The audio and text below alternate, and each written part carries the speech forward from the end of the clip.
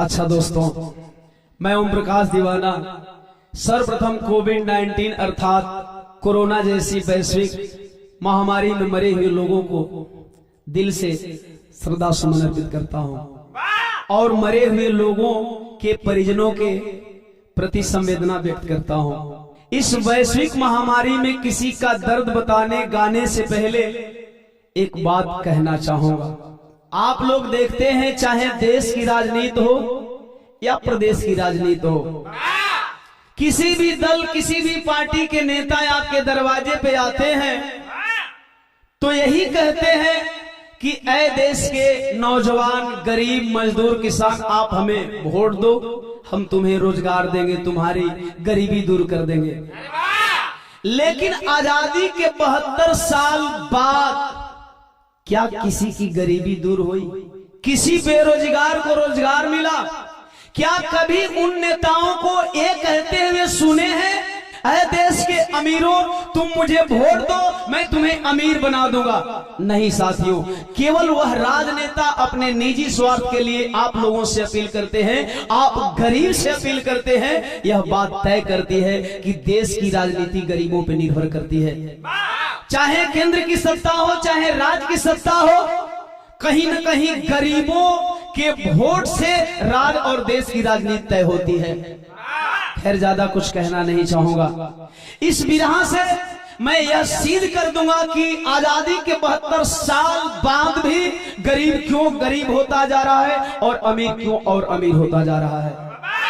इजवन आप लोगन के बीच में विरह जात बा, बड़ी इंतजार के बाद ये विरह का शीर्षक बा कोरोना का कहर और लॉकडाउन का साइड इफेक्ट। ये विरह के सुनने से पहले हाथ जोड़ के हम निवेदन करतनी कि जे भाई भी हमारे चैनल के सब्सक्राइब ना के लिए सब्सक्राइब कर ले, ही बेल बटन दबा ले। 4 लाइन गरीबी के ऊपर कवि का भूमिका में भाव है। कैसे जीतन भैया?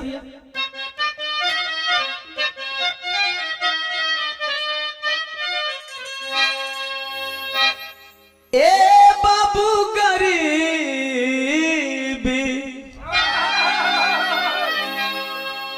गरीबी में होता न कोई करीबी, जहर जिंदगी की बनी है गरीबी। कोई दे दो रोटी खिंचाता है फोटो, विवश जमानो हंसे बदनसीबी। सजदे में सर कोटि झुकते जहां पे,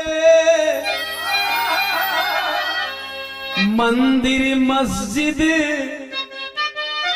गुरुद्वारों में होता न हल्ला। पूछे दीवाना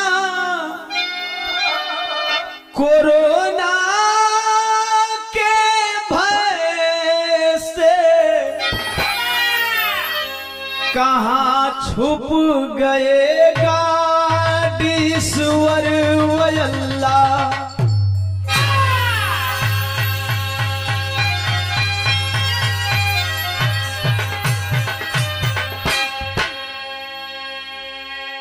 दोस्तों, मैं न आस्तिक हूं न नास्तिक हूं, वास्तविक हूं।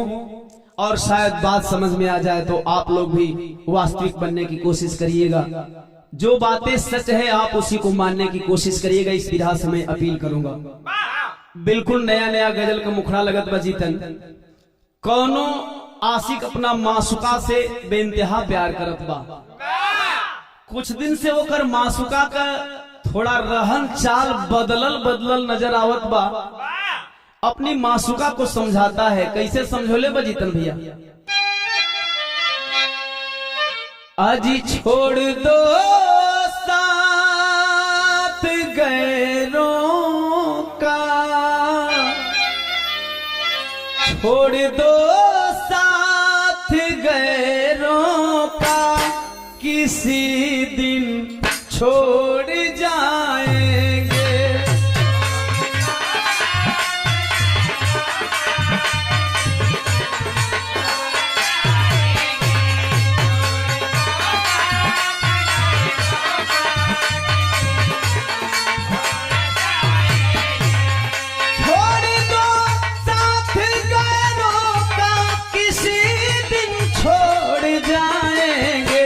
टूटना दिल का क्या जाने, टूटना दिल का क्या जाने, कभी मुंह मोड़ जाएंगे।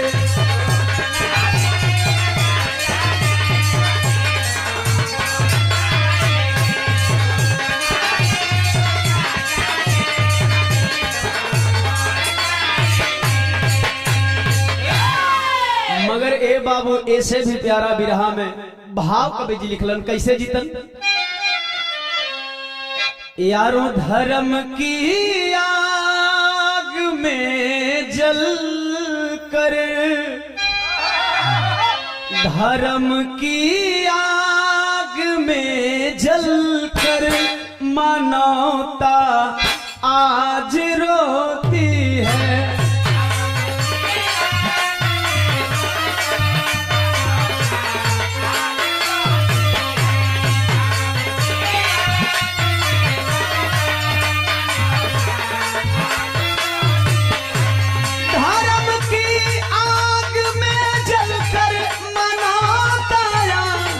रोती है, पूछे कोई गरीबों से, पूछे कोई गरीबों से, गरीबी कैसी होती है, पूछे कोई।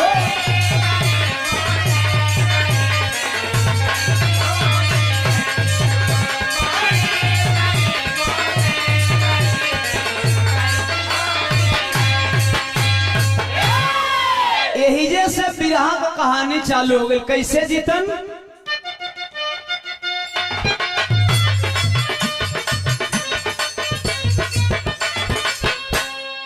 वैज्ञानिक तरीके से जीवन यापन करिए। एक जिंदगी की सच्चाई बता रहा हूं। स्वस्थ इंसान का मृत्यु का काल नियत है, विज्ञान बताता है। स्वस्थ इंसान का मृत्यु का काल नियत है, भले कोई माने या न माने ये हकीकत है। कोरोना पैदा वुहान से है चीन किया, कोरोना पैदा वुहान से है चीन किया, पूरे विश्व को महामारी से बेदीन किया। लाचार साधु संत पंडा पुजारी भी, लाचार साधु संत पंडा पुजारी भी, मौलवी ज्योतिष फकीर धर्मधारी भी, इलाज मिलता नहीं वैज्ञानिक विज्ञान हरा, इलाज मिलता नहीं वैज्ञानिक विज्ञान हरा, ईश्वर अल्लाह गाड़ी अवतारी भगवान हरा।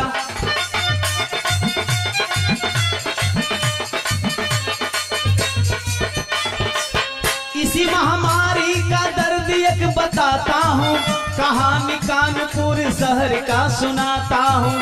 राजा पाल राजू पाल दो सगे भाई, दुनिया छोड़कर चले गए बाबू माई। राजा पाल की लुगाई प्यारी सोना है, प्यार की बाग में खिला सुमन सलोना है। 20 अप्रैल सेहरा राजू सर सजाना था, 20 अप्रैल सेहरा राजू सर सजाना था, गरीबी लाचारी में पैसा भी जुटाना था। जो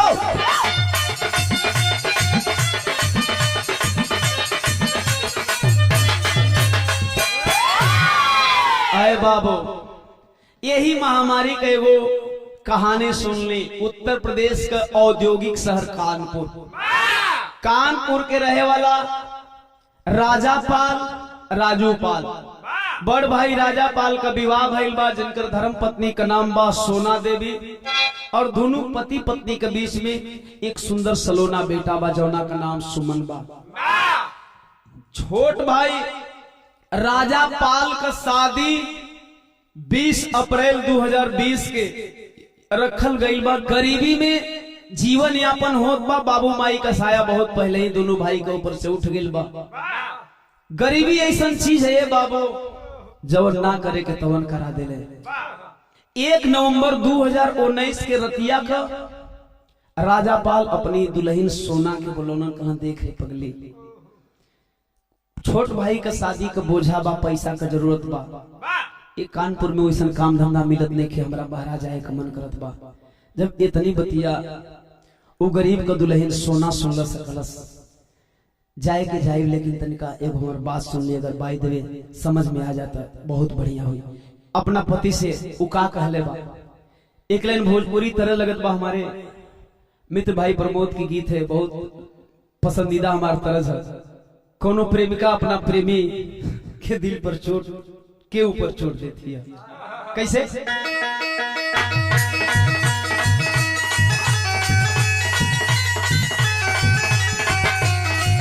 ये कला में प्रेमिका अपना प्रेमी से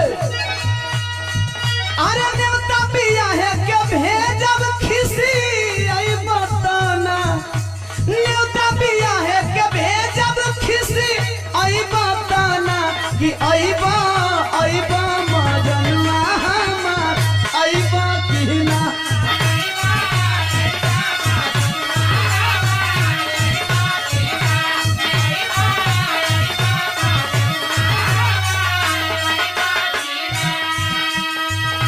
दुल्हनिया सोना अपना पतिदेव राजापाल से कहे, अरे दोनों भाई कमाई यही जे लुटी लहारा, दोनों भाई कमाई यही जे लुटी लहारा, सुनी सुनी सजनवा जानी जाई बहारा, सुनी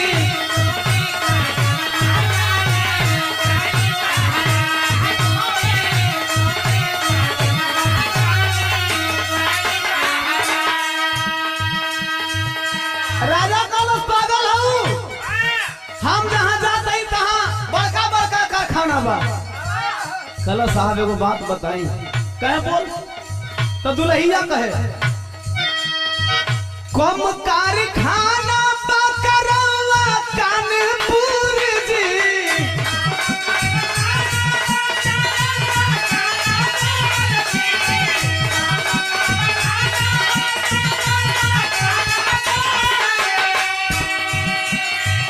छोड़ परिवार काहे जात बानी दूर जी,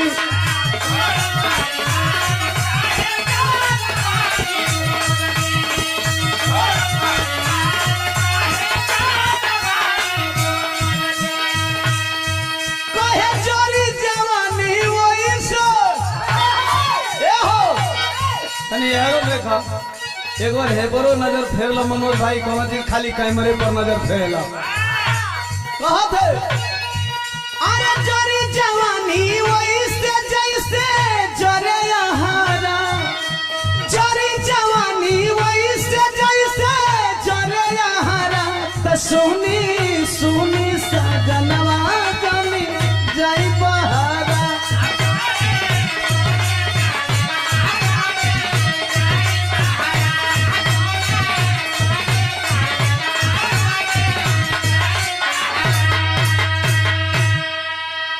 नहीं माने दोनों भाई, सुबह निकल पड़े।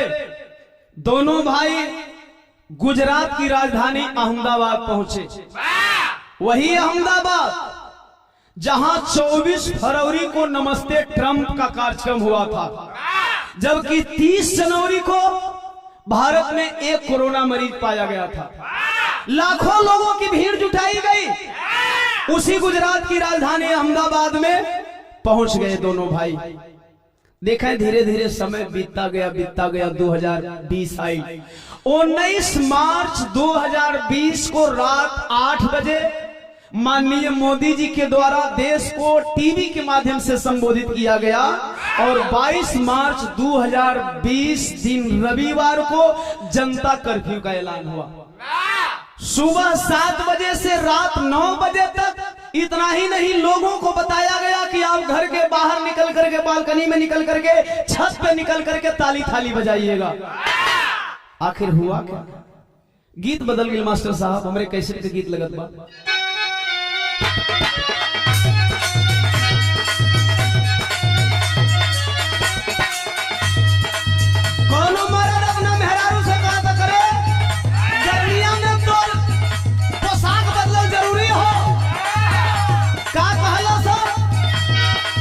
गौनवा पेन गड़बड़ई बुका हो, गौनवा पेन गड़बड़ई बुका हो, गरमिया में गरमी पड़ई बुका हो।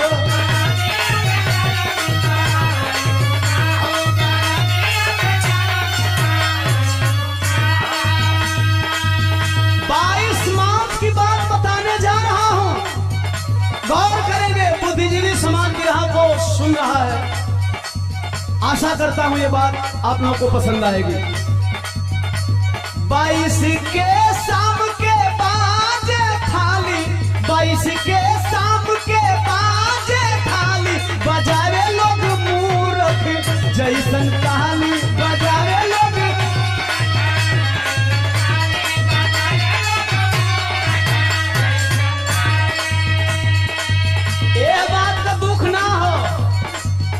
कि भारत का लोग ताली बजावले है, बात का दुख ना हो। तू कौना बात कहो, बूढ़ावा जवान हो, नारी यौरी नारी, अनपढ़ अनपढ़ रहले पढ़ल अनाड़ी।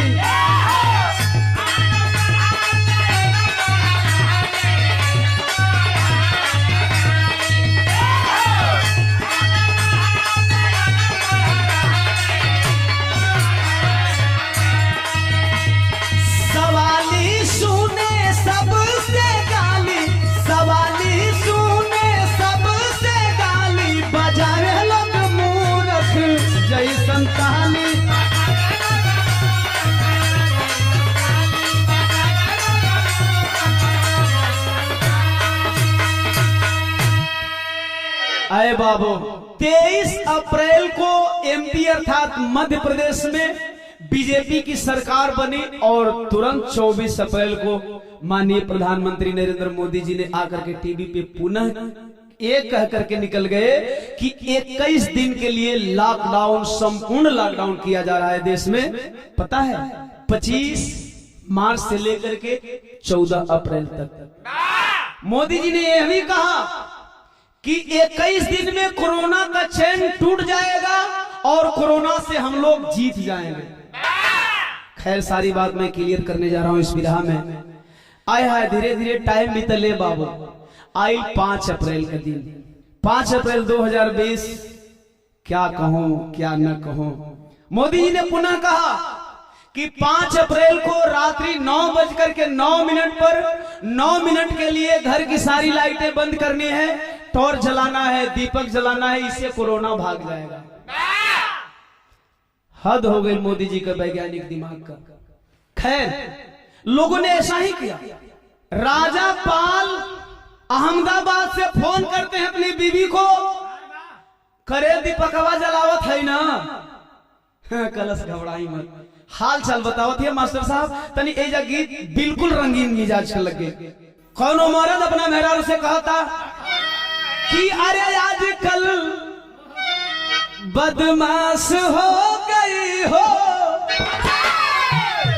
कि एमे ओमे सब में पास हो गई हो।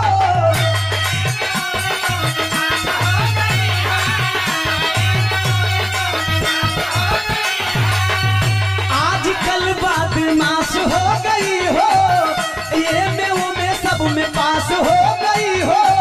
मौगी कहती है छोड़ी ना, आज आइए ना चुम्मा लीजिए मेरे मरद महोदय, लभ का उद्घाटन कीजिए।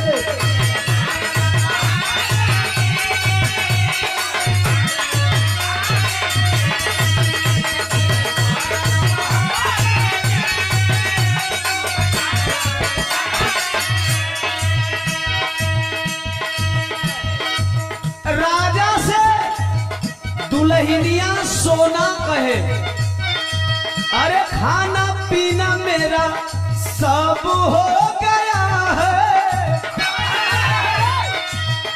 कहला करे लइकवा का हाल बारे, कथी गहरी नींद में सुमन भी सो गया है।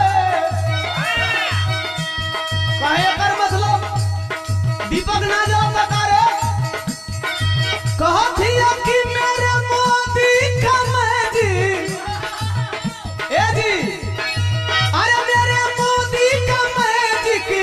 चल गया मेरे सुमन के पापा जी, नीचे ऊपर का दीपक जल गया मेरे सुमन।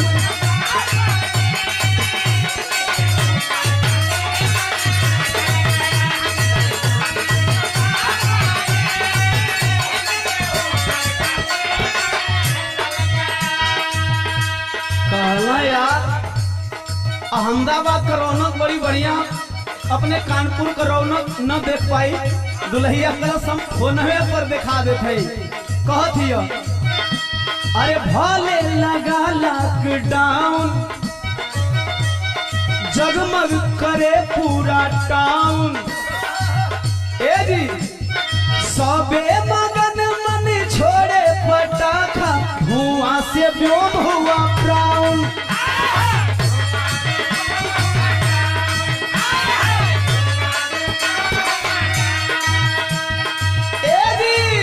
मोदी जी टीवीया में बोलने वाली रवा के जानकारी बाकी ना कहा था राजा का बोलना रे हम सुनना बोलिया कहा थी दुल्हनिया अरे सारा खतरा कोरोना का टल गया,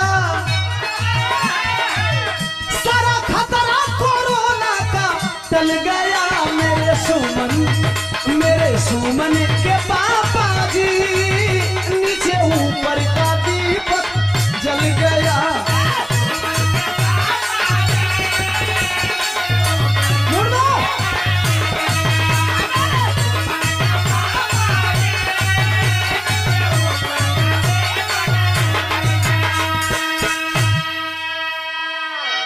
निचवा जौन मासूम सुमन सोवल हो, निचवा का भयल घरवा कंदरवा छत पर से दृश्य दिखावत है मोबाइल पर।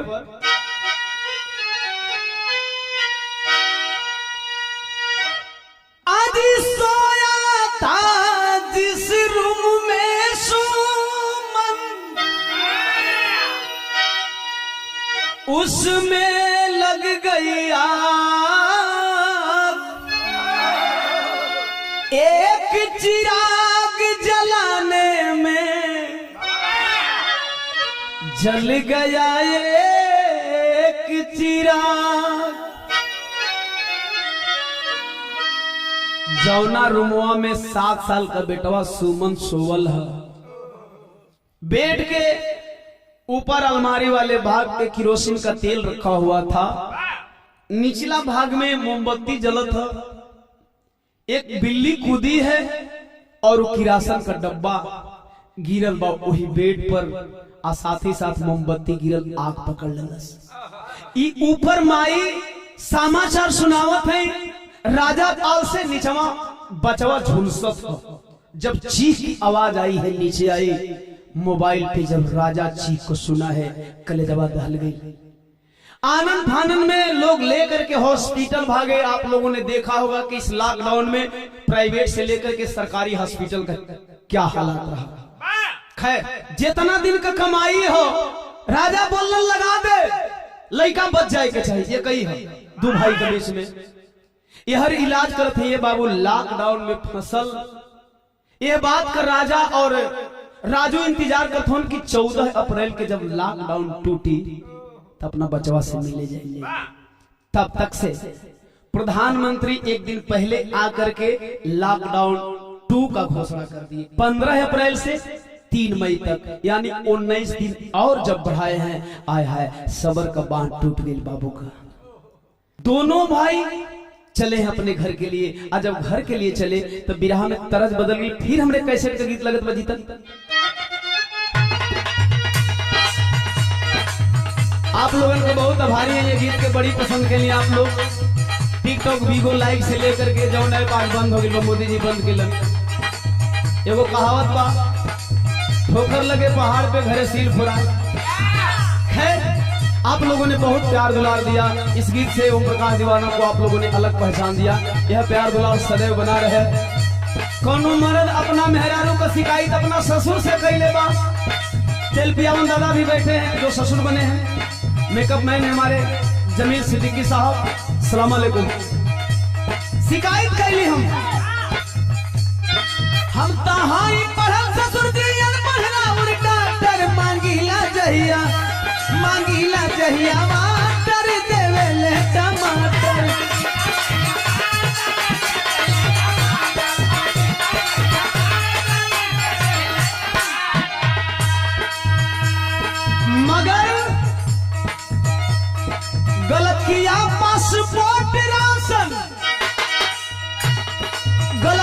पासपोर्ट राशन कार्ड पावे साजा अनहेरपुर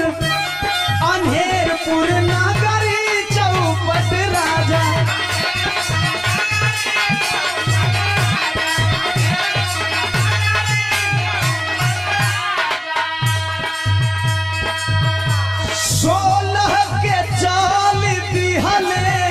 कहाँ में दोनों भाई बाबू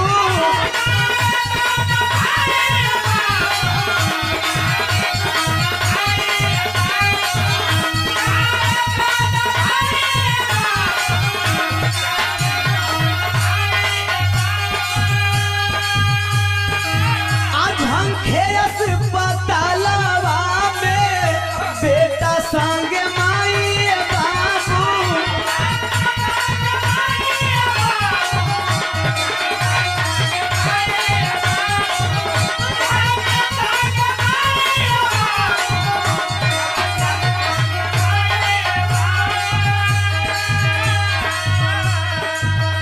अरे मुट्ठी भर लोग लॉकडाउन में ए बाबू बैठ के मारे माजा अनहेरपुर नागरी चौपट राजा। अरे बाबू जब दोनों भाइयों को पता चल गया कि लॉकडाउन बढ़ा है, 16 अप्रैल को दोनों भाई घर के लिए निकले। किसी तरह भागते पराते, कभी पैदल चले, कभी कुछ दूर गाड़ी पकड़ करके चले। 20 अप्रैल को मध्य प्रदेश का मशहूर शहर इंदौर पहुंचे। चिलचिलाती हुई धूप दोपहर में जब इंदौर सिटी के बीचों बीच क्रॉस कर रहे थे पैदल पगडंडियों से चलते हुए, आय हाय आप लोगों ने देखा गरीब मजबूर, जब उन लोगों को लगा कि अब हम अपने घर नहीं जाएंगे, जहां फंसे हैं वहां पैसा नहीं मिल रहा है तो हम क्या खाएंगे। देश के करीब करोड़ों मजदूर, चाहे वह किसी भी जात धर्म बिरादर के रहे हो, पगडंडियों से निकल पड़े। आप लोगों ने टीवी के द्वारा देखा, पेपर के द्वारा पढ़ा, सोशल मीडिया के द्वारा देखा कि उन मजदूरों के ऊपर, चाहे वह किसी भी प्रदेश के प्रशासनिक व्यवस्था के लोग रहे हो, कितनी बेरहमी से लाठियां बरसा रहे थे, जैसे लगा कि कोई गुनाह करके आ रहे हो। फंस गए इंदौर के बीच में, रोक लिया पुलिस वाले, पकड़ करके दोनों मजबूर भाइयों के ऊपर लाठी डंडा बरसाना चालू कर दिए। बड़का भैया रोवे लगल, कला साहब महारथ हुआ साहब, एगो बात ना सुनबा, एगो बात सुनला साहब, एक बात तो हर जितना मन करी उतना मार लिया। का कहे मास्टर, भाव बदल गए।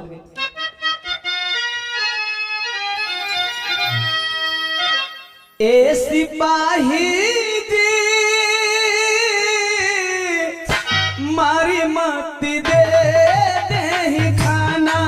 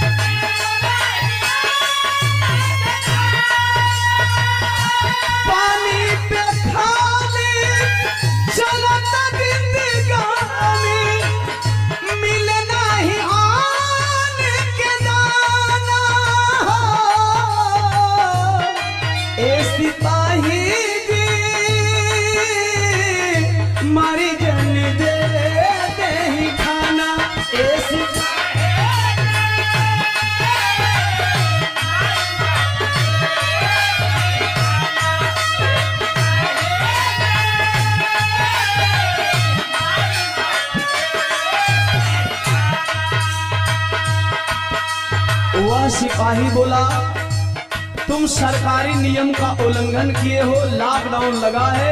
इस लॉकडाउन में तुम्हें पता है कि बाहर निकलना मना है, तुम दोनों भाई घूमने आए हो।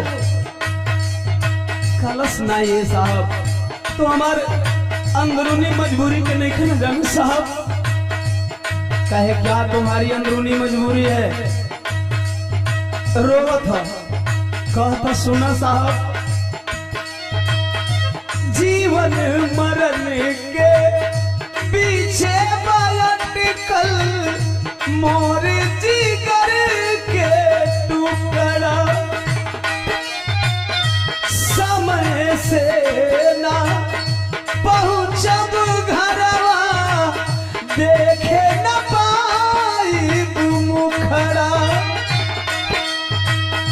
अस्पताल में बनल पगली साहब मार जनाना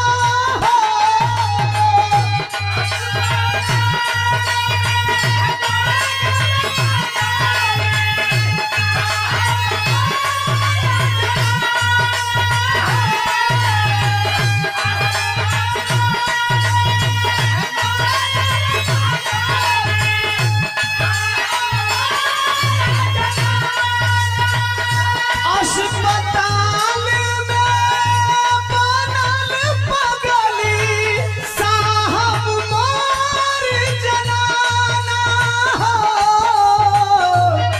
ए सिपाही जी मारी मत दे दे खाना, ए सिपाही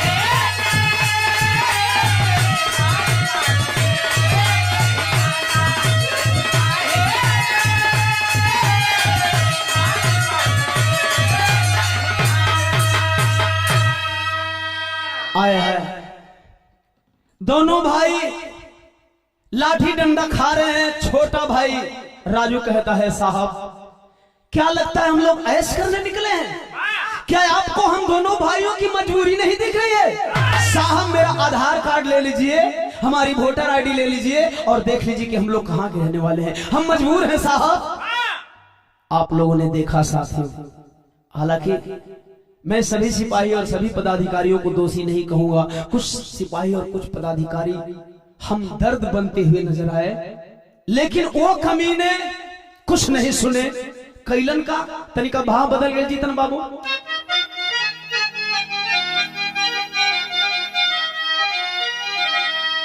ए बाबू वर्दी में छुपल साया तानावा होना की करे लागले गुंडा गर्दी बेईमानवा हो।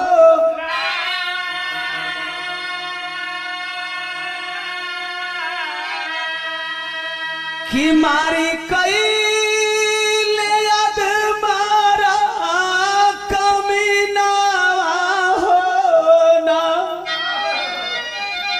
कि सस्ता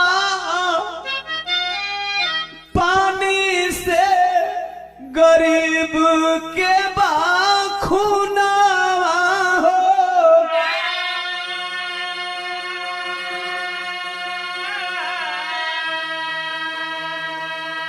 अधमरा करके हटा देते साले, जल्दी भागो मेरे सामने से, आंखों से ओझल हो जाओ।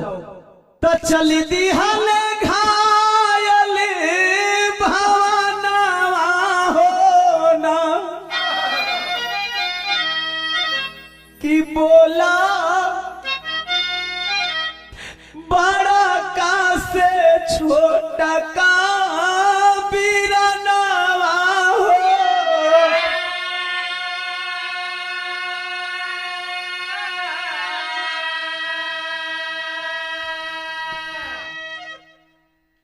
इंदौर से कुछ दूर आए, झाड़ी झुरकुट वाले इलाके में प्यास लगी है। छोटा भाई बोला भैया हमारी तबीयत बिगड़ रही है। एक पेड़ की छांव में बैठ गया। जो वही पेड़वा का छांव में दोनों भाई बैठलन। छोटा भाई राजू को मुहवा से खून आवे लगल। इतना मार मर ले हुआ जब तबीयत बिगड़ने लगी, राजू कहता है भैया मुझे छोड़ करके आप चले जाइए, सुमन की तबीयत खराब है, अब मैं बच नहीं पाऊंगा, अंदर से मुझे अजीब सा महसूस हो रहा है। बड़ा भाई कहता है नहीं रे भाई, मैं तुम्हें छोड़कर कैसे जा सकता हूँ। खलस नहीं भैया आप जाइए, अब मैं नहीं बचूंगा। इतनी बात कह रहा है, तब तक से मुंह से 2-4 बार खून फेंक दिया। बड़ा भाई घबरा रहा है, भाई मेरे मैं बचा लूंगा, अपनी पूरी जिंदगी नीलाम कर दूंगा लेकिन तुम्हें बचा लूंगा, मैंने अपने माता पिता को वचन दिया था, ऐसा मत कर भाई, है धोखा मत दे। कहा भैया हाथ जरूरत नहीं, तू चल जा, चल जा, अगर ना जी बता वादा कर, वैसे हम बहुत कम टाइम का मेहमान बने, हम बहुत ज्यादा टाइम तक अब जिंदा ना रह, वादा कर कि भाई देवे अगर हमारे प्राण निकल गए तो तुम्हें छोड़ के बचवा खातिर घरे चलिए बना। राजा बोला नहीं रे पगला, ऐसा तो क्यों बोल रहा है, तू मुझे छोड़कर नहीं जा सकता, इतना बतिया। अब राजा कहला न तबले का भैल भैया कि तवले ये तना कहत निकालल परनावा होना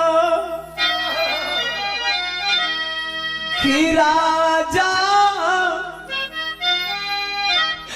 गमछी के देले कफनवा होना।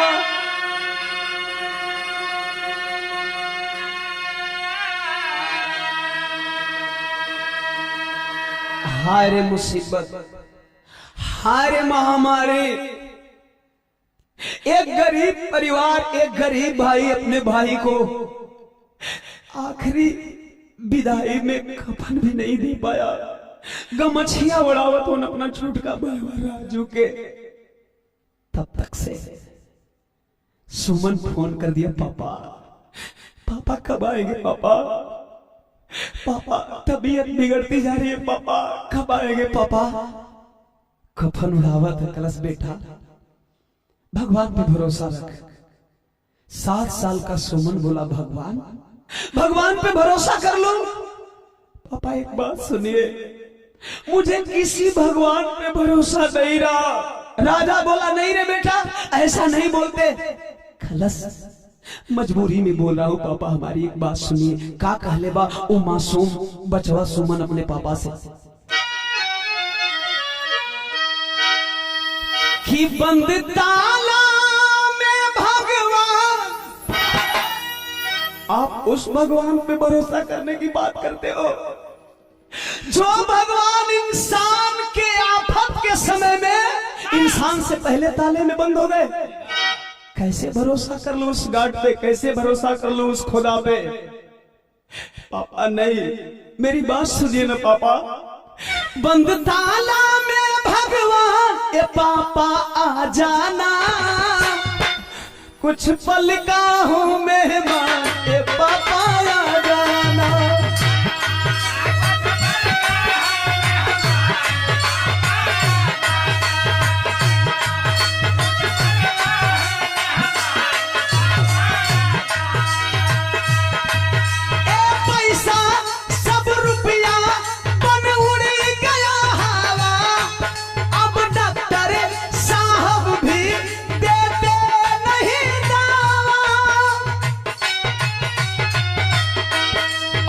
खतरे में है जान ए पापा आ जाना, अब खतरे में है जान ए पापा आ जाना, कुछ पल का हूँ मेहमान ए पापा आ जाना।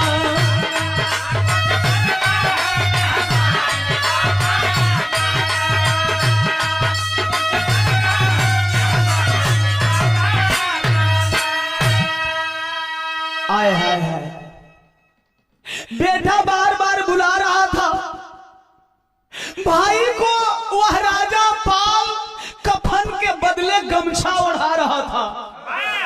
गमछवा उड़ा के कन्या पर रख के कुछ दूर हिलन लेके सुसधन की 12 20 अप्रैल अगर लॉकडाउन न लगल हुई तो काश आज अपने राजू का सेहरा सजा के राजू का ससुराल देती,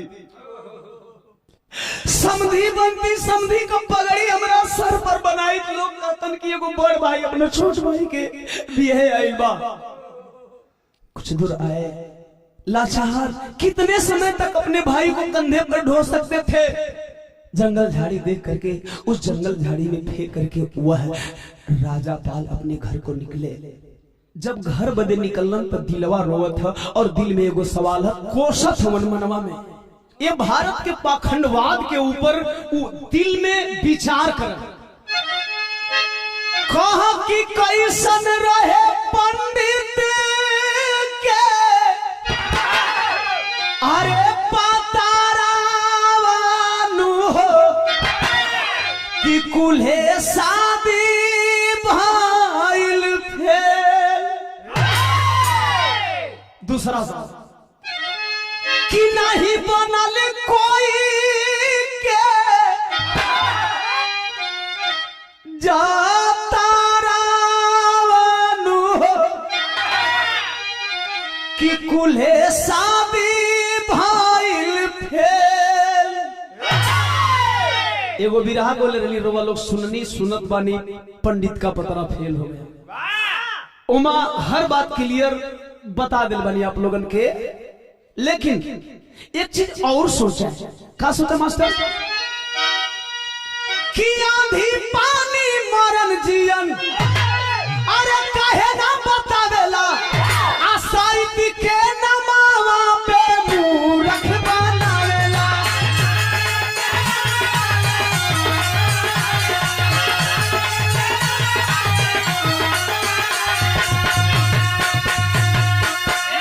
लेकिन तो दुख हो, पाखंड पर गुस्सा हो, एक सवाल और हो कि अरे काहे ना बतावेला था करवानु हो कुल्हे शादी भइल फेल।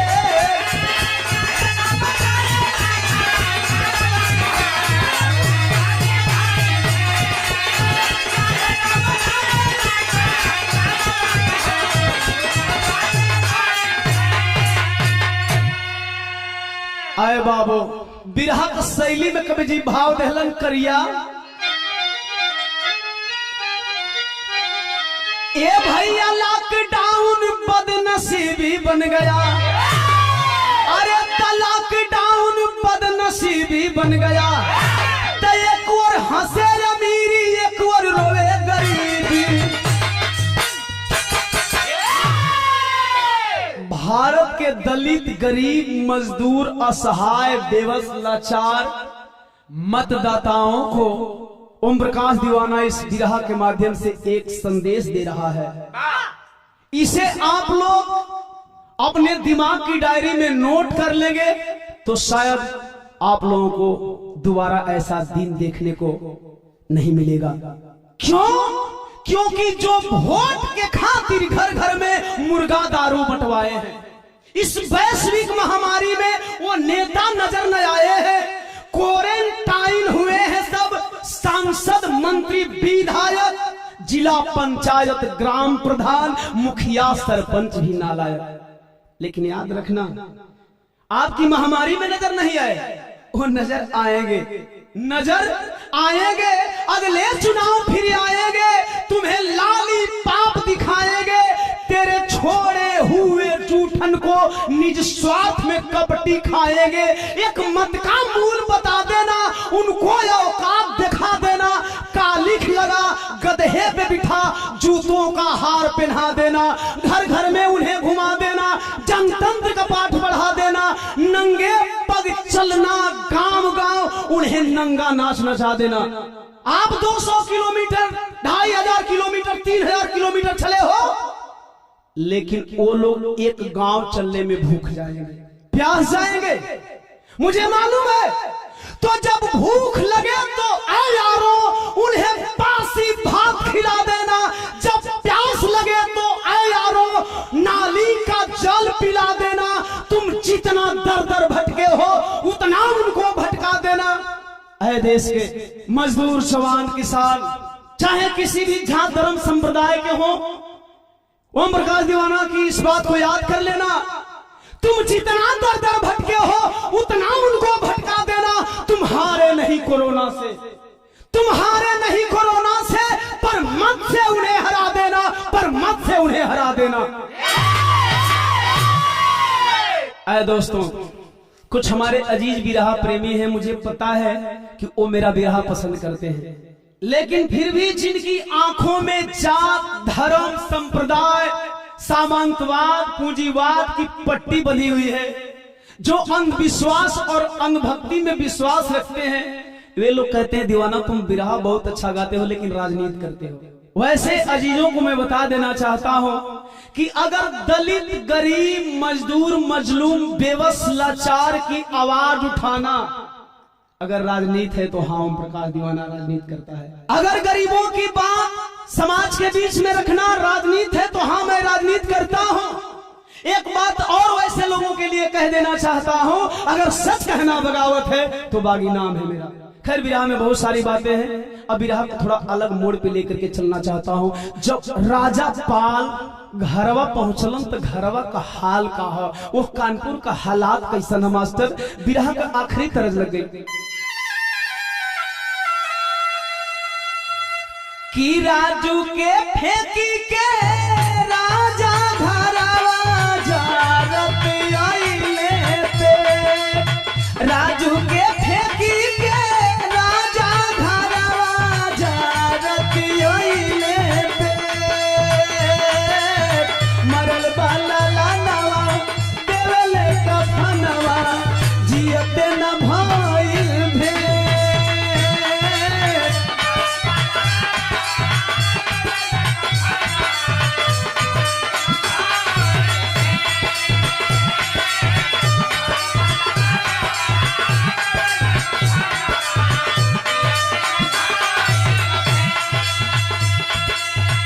लाश प्यास झरा झर पर से राजा सोना निकले घर से,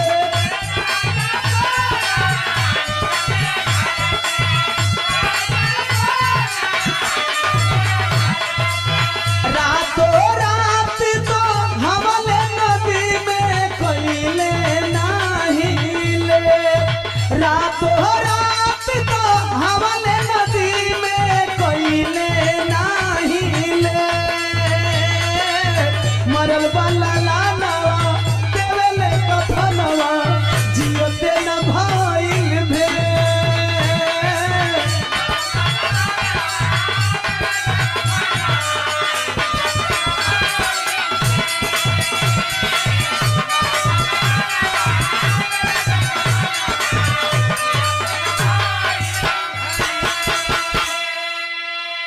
आए हाय बाबू, ये तो हालात एक परिवार की रही। मालूम नहीं मीडिया वाले कोरोना पे मौत गिना रहे थे, लेकिन देश में भूखे मजबूर लोग कितने मर गए यह मीडिया वाले कभी गिनती करने नहीं गए। जिनको सोशल मीडिया पे उछाला गया उनका न्यूज बनाया गया कि फलाने व्यक्ति बैलगाड़ी खींच करके अपने घर पे गया, फलानी लड़की साइकिल से अपने घर पे गई, लेकिन जिनका कोई अता पता नहीं चला उनके लिए यह मीडिया वाले कभी गिनती करने नहीं गए। खैर बिरहा का निचोड़ पॉइंट यही पहपट में बतावत नहीं कि ये लॉकडाउन का साइड इफेक्ट का रहल और वही साइड इफेक्ट होई। पहपट में भाव है जितना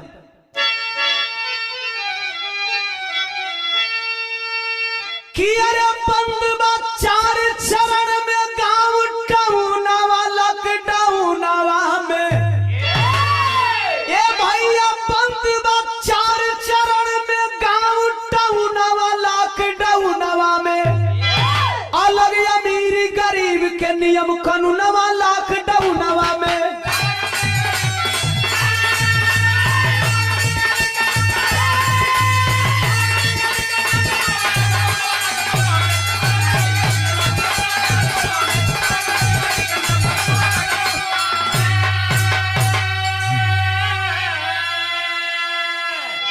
आए दोस्तों, 4 चरण में लॉकडाउन लगा। प्रथम चरण 25 मार्च से लेकर के 14 अप्रैल 2020 तक 21 दिन। द्वितीय चरण 15 अप्रैल से 3 मई तक 19 दिन, तृतीय चरण 4 मई से 17 मई तक 14 दिन, और चौथा चरण 18 मई से 31 मई तक 14 दिन, यानी टोटल 68 दिनों का लॉकडाउन रहा। लेकिन एक लॉकडाउन के दौरान का विषमता देखल गई, जरा सुने। अरे केहू खाना बिना मरल, केहू बिना पानी हो, आ केहू एक्सीडेंट में मरल, ए भैया लेके पूरा परानी हो। अरे बाकी केहू जहाज से आइल बाबा तनावा लॉकडाउनवा में, आ केहू तरसल आइले बिन भवनवा लॉकडाउनवा में। बाहर मोदी जी, एक ही देश में कितने नियम। आपने तो कहा था कि उस गरीब को भी हवाई जहाज से घुमाऊंगा जो लोग चप्पल पहन करके चलते हैं, लेकिन आपने हवाई जहाज का सैर नहीं कराया। आपने तो उन गरीबों के पीठ पे लाठी बरसाया। खैर, दूसरी लाइन क्लियर करना चाहूंगा कि 5000 पे लॉकडाउन, क्या विडंबना है। जब एक केस कोरोना का आया था, राहुल गांधी घूम घूम करके कह रहे थे कि देश में लॉकडाउन होना चाहिए, विदेश में जिस तरह से लॉकडाउन है। तो कुछ लोग कह रहे थे कि राहुल गांधी डरा रहे हैं, यहाँ तक पीएम साहब भी बोले कि भारतवासियों को राहुल गांधी डरवा रहे हैं, धमका रहे हैं। लेकिन गौर करेंगे, 5000 पे लॉकडाउन, 500 पे बदल ताली थाली, और 10,000 पे फूल पटाखा, बिना मौसम के दिवाली। अरे गलत के सही बोले मीडिया बेईमानवा लॉकडाउनवा में। अरे भैया जात जमात करे हिंदू मुसल मनवा लॉकडाउनवा में। बिकाऊ मीडिया के पास हिंदू मुसलमान और जात जमात के अलावा कुछ रह नहीं गया था। साथियों, क्या कहा जाए, मेन मुद्दे को न दिखा करके जात जमात की बात की जा रही थी। तो आप लोगों ने देखा कि जी न्यूज वाले कोरोना संक्रमित हो गए, वहां कौन मुसलमान गए थे, या वह किस मुसलमान के संपर्क में थे। तीसरे पॉइंट में और क्लियर करना चाहता हूं, सरकार की गलत नीति क्या रही।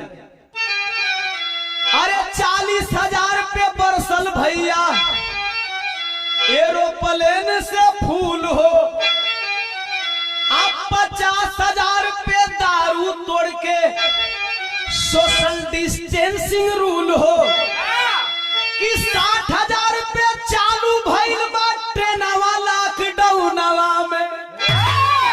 आए भैया अनलॉक भइल 1,80,000 पर जुनवा लॉकडाउनवा में। अरे पीएम साहब, आप कोरोना रोके हैं कि कोरोना बढ़ाए हैं। जब देश के मजदूरों को शहर छोड़ करके घर आना चाहिए था, उस टाइम आपने रोक लिया, और जब कोरोना की संख्या 1,80,000 तक पहुंची, तब आपने कहा कि देश के मजदूर अपने अपने घर चले जाए। आपने कोरोना घटाया है कि आपने खुद गलत नीतियों से कोरोना को बढ़ाया है। खैर, आल्हा में कुछ और बताना चाहता हूं आप लोगों को। हो सकता है जो लोग सच को कबूल न करें उन्हें बुरा लगे, लेकिन अगर आप इंसान हो, दिल में थोड़ी सी भी इंसानियत है, तो सच को कबूल करना पड़ेगा। ओम प्रकाश दीवाना इसी सिद्धांत के हिसाब से विरहा गाता है। आल्हा में भाव है,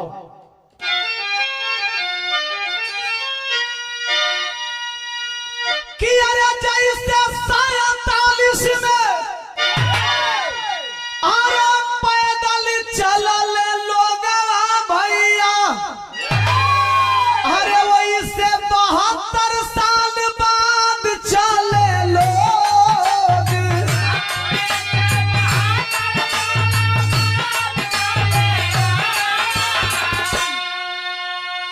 प्रधानमंत्री जी, आपकी कोई भी नीति हो, लेकिन इस कोरोना महामारी में सिद्ध हो गया कि आपने देश को 72 साल पीछे ढकेल दिया। दूसरी लाइन,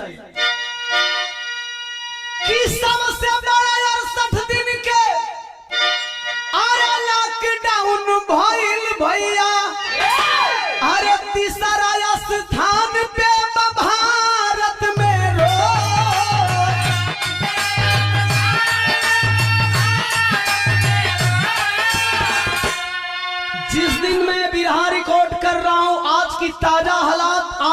न्यूज बता रहा है कि कोरोना मरीज 6 लाख पार कर गए।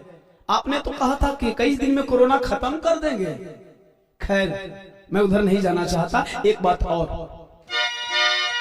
अरे 20 लाख करोड़ मुआवजा के ऐलान भइल, बाकी मिलल ना गरीबन के कैसन बा संजोग।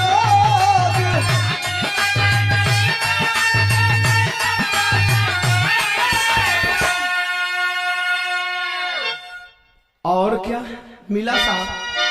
20 लाख में किसी की हिस्सेदारी बनी हो? किसकी हिस्सेदारी बनी है? अरे 8 लाख करोड़ मिलल पंडा पुजारी लोग के, अरे जेकर 68 दिन खातिर बंद रहे भोग।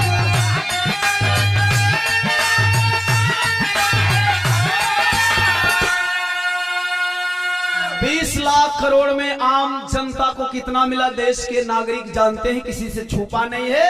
लेकिन उसमें 8 लाख करोड़ देश के पंडा पुजारियों के नाम किया गया, जिन लोगों का रोजगार बंद था। कोरोना महामारी में सारे मंदिर के दान पेटी बंद किए गए थे। सदर में कुछ और क्लियर करना चाहता हूं देश के नागरिकों के लिए। कैसे बाबू? अरे 2 लाख करोड़ लगभग भइल कलेक्शन।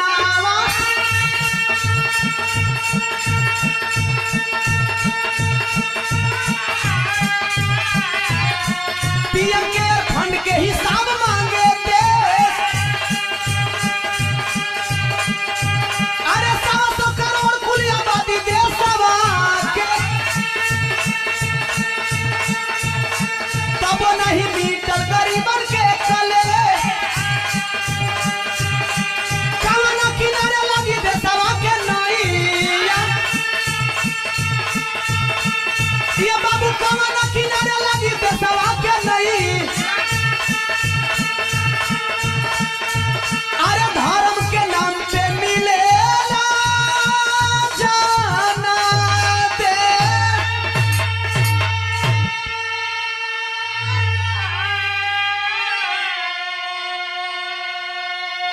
देश के किसान मजदूरों से, खासतौर से भारतवासियों से और देश के राजनेताओं से मेरा एक सवाल है कि भारत में कोरोना महामारी राजनीति है या घोटाला है?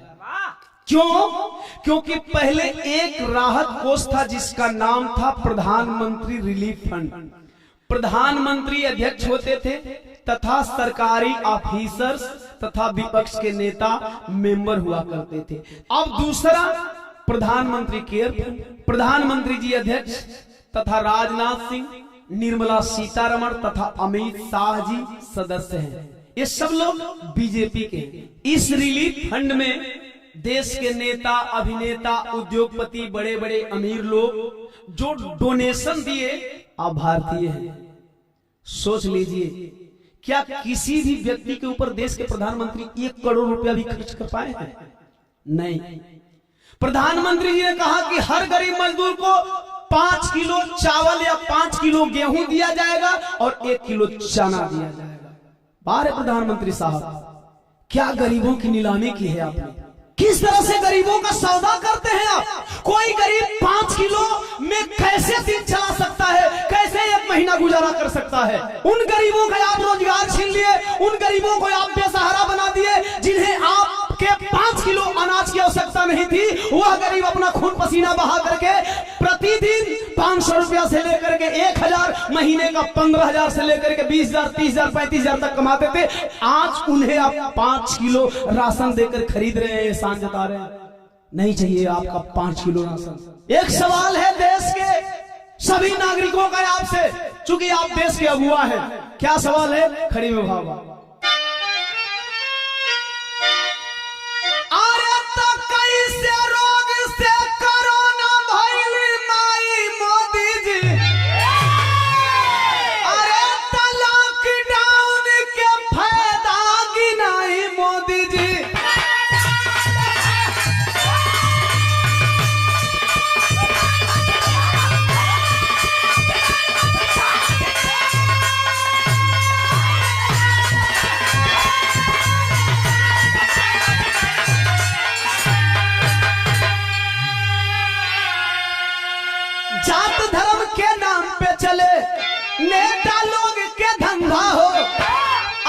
जीडीपी 4 से नीचे, सब भइल अंधा हो। अरे तो खाली टीवी पर ना मन के बात सुनाई मोदी जी, खाली रहुआ मन का बात सुनाए कि गरीबन का मन का बतियो सुना। स्वदेशी लोकल वोकल का देते हैं संदेश हो, एक्सपोर्ट में पीछे है, इंपोर्ट में आगे देश हो। आप कहते हैं स्वदेशी बनो, स्वाभिमानी बनो, आत्मनिर्भर बनो। अरे साहब, कभी देश का एक्सपोर्ट और इंपोर्ट पे ध्यान देते हैं? कभी देश के आयात और निर्यात पे ध्यान देते हैं कि देश में आयात की दर बढ़ चुकी है और निर्यात की दर घट चुकी है। देश में उत्पादन हो नहीं रहा है, फिर भी करें कि आप स्वदेशी बनो, आत्मनिर्भर बनो। एक बात और कहना चाहता हूं, देश की आवाज है कि खाली पतिया सेना और आत्मनिर्भर बनाई मोदी जी, लॉकडाउन के फायदा गिनाई मोदी।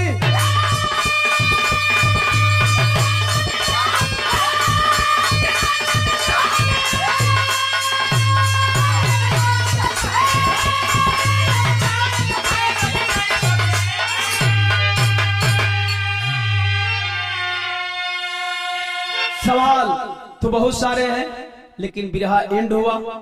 आखिरी लाइन में कहना है, कहें गुरु सुरेंद्र अब खतरे में पड़ी आजादी, अंबेडकरवादी बहुजन अब जागो समाजवादी।